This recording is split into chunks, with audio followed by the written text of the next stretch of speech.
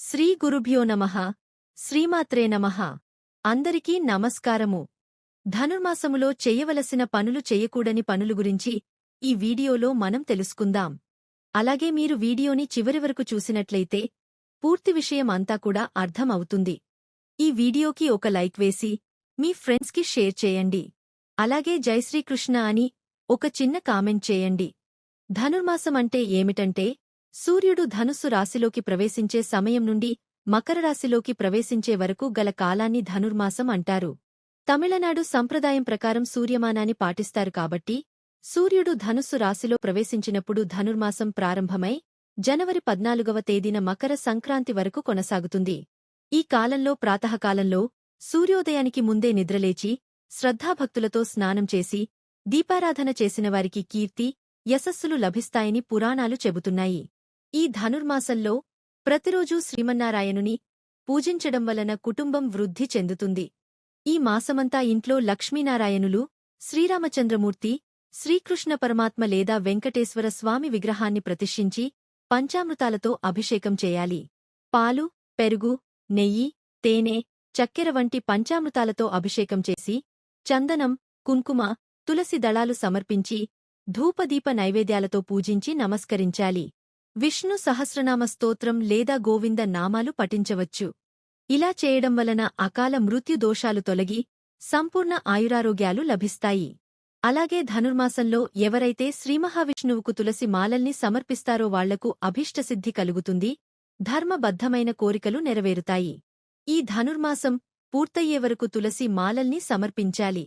తులసి మాలలు ప్రతినిత్యం సమర్పించడానికి కుదరనివాళ్లు కనీసం ఒక్క తులసీదళమైన స్వామివారి ఫోటో మీదగాని విగ్రహం మీదగాని పెట్టి ఓం నమో నారాయణాయ అని నమస్కారం చేసుకున్నట్లయితే ధర్మబద్ధమైన కోరికలు నెరవేరుతాయి. శ్రీమహావిష్ణువుకు జాజిపూల హారాన్ని సమర్పించడం విశేష ఫలితాలనిస్తుంది. దేవాలయానికి వెళ్లి జాజిపూల హారాన్ని సమర్పించి నమస్కరించుకున్నవారికి వైకుంఠప్రాప్తి కలుగుతుంది, భోగభాగ్యాలను పొందుతారు.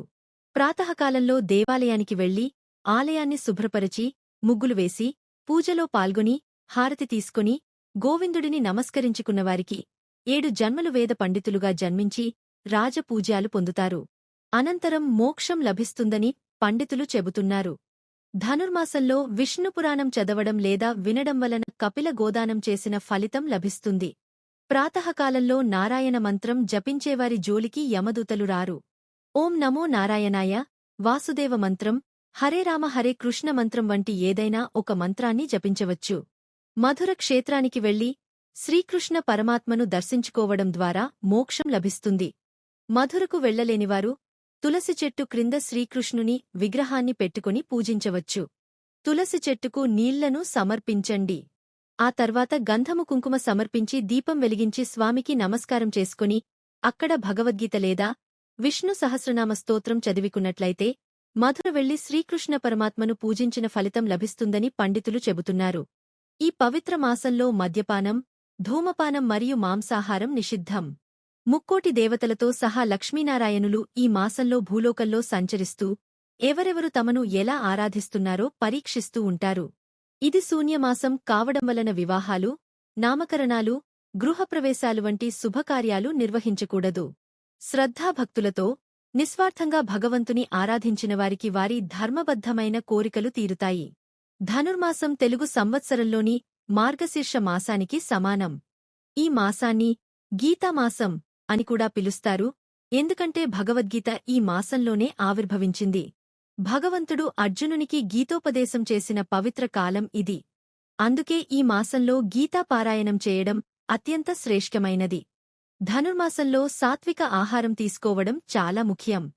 ఉల్లి, వెల్లుల్లి వంటి రాజసిక ఆహారాన్ని నివారించాలి. శుద్ధమైన ఆహార పదార్థాలతో వండిన భోజనమే తీసుకోవాలి. పాయసం, అప్పం, వడపప్పు వంటి ప్రసాదాలను నైవేద్యంగా సమర్పించవచ్చు. ఈ మాసంలో తులసి మొక్కను పూజించడం, దానికి నీరు పోయడం విశేషం. తులసి వనాలను పరిరక్షించడం, కొత్త మొక్కలను నాటడం వలన పర్యావరణ పరిరక్షణకు తోడ్పడవచ్చు.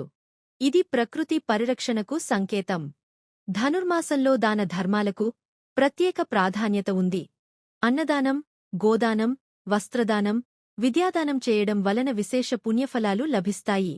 పేదలకు దుప్పట్లు, దుస్తులు దానం చేయడం మంచిది. ఈ మాసంలో తిరుమల, శ్రీరంగం, మధుర వంటి వైష్ణవ క్షేత్రాలను సందర్శించడం విశేషం.